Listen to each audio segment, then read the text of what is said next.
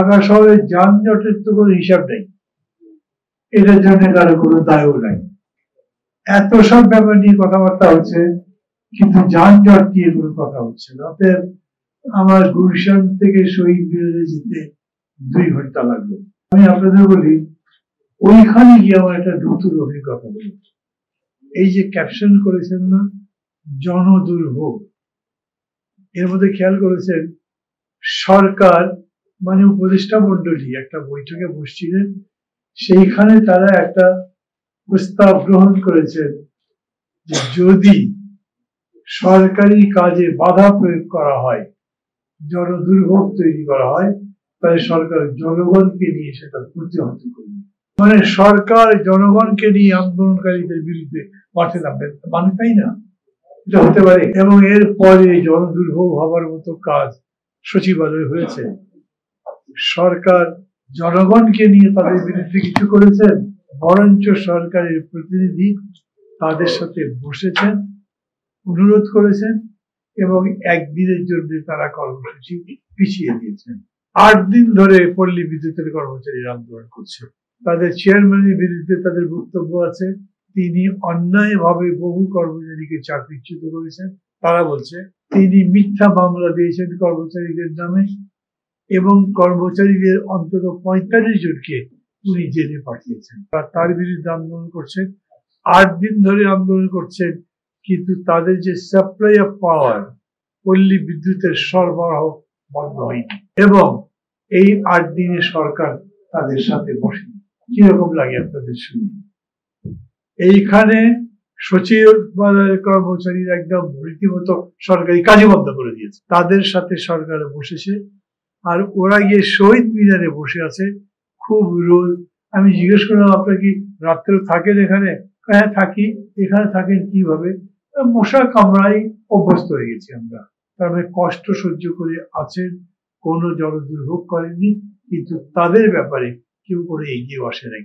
ছাত্র আন্দোলন করেছিল, মনে আছে আপনাদের? ঘেরাও করেছিল, খুব গরম। সরকার তাদের প্রতি বিশেষ দয়া পরামর্শ এসে এলাকাতে ঠান্ডা পানি ছিটিয়েছেন। কি লিখেছেন এখানে? জনদুর্ভোগ স্থানীয় নির্বাচন। নির্বাচন করবেন যে জনদুর্ভোগ হবে না? স্থানীয়ই করেন আর জাতীয়ই করেন, দুর্ভোগ হবে না মনে করেন? এরকম কি হতে পারে? হ্যাঁ হতে পারে, ইউরোপ আমেরিকা তার জনদুর্ভোগ তো হয় না, কিন্তু আমাদের দেশে জনদুর্ভোগ হয়, আমরাই করি। খুব বড় হয় না, মাঝে মাঝে ছোটখাটো হয়, মাঝে মাঝে যত বড় হয় না। মানে মানুষ কেন যদি বিশ্বাস করতে চায় না যে এরপরে নির্বাচিত যে সরকার আসবে সেই সরকারটা ভালো, কেউই বিশ্বাস করতে চায় না। তাহলে কি করবেন?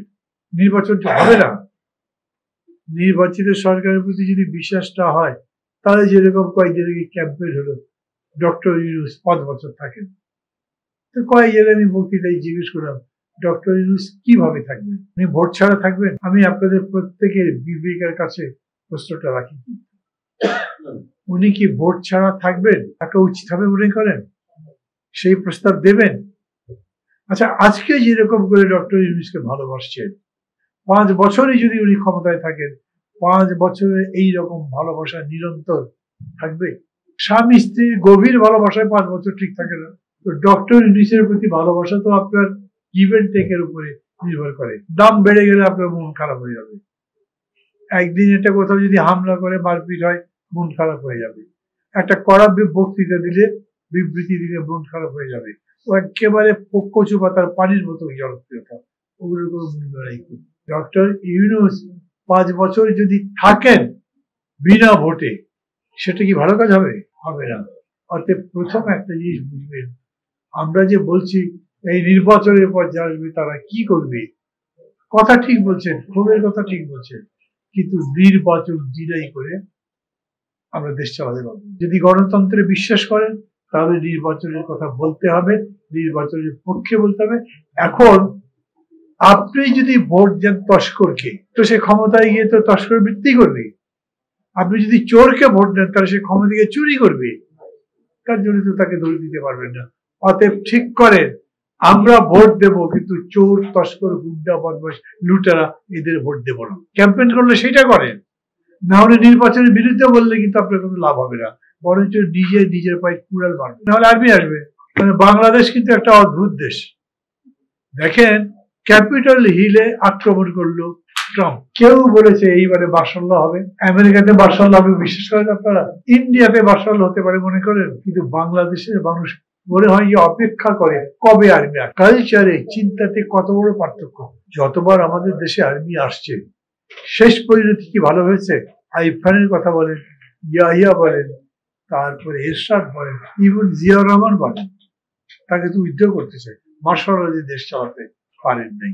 অতএব যাই করি আমরা মার্শাল লর ক্ষেত্রে প্রস্তুত করতে চাই না। আমরা অনির্বাচিত সরকারের দীর্ঘস্থায়ী হওয়ার কথা বলতে চাই না। ডক্টর ইউনূস কেমন চালাচ্ছেন আপনারা বলবেন? ডক্টর ইউনূসের 9 মাসের কোনো মূল্যায়ন হয়েছে?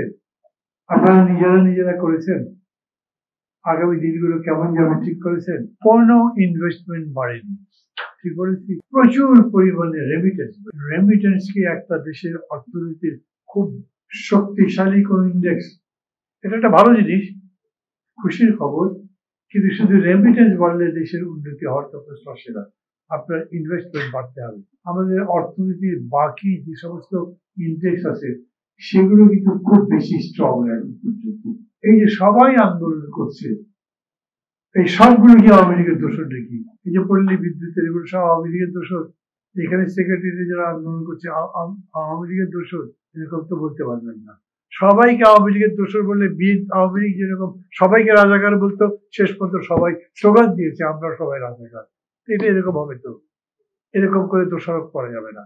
অতএব দেশের যদি আমরা ভালো চাই, প্রথম কথা বলি যে যেভাবেই দেখেন না কেন, রাজনীতি কিন্তু মানে হেলা ফেলার জিনিস না। রাজনীতিটা সিরিয়াসলি ভাবা উচিত। আমরা অনেক যোগ করি, রসিকতা করি, রাজনীতিবিদদের দিয়ে ট্রল করি, মজা করি, ফান করি, সেগুলো আছে।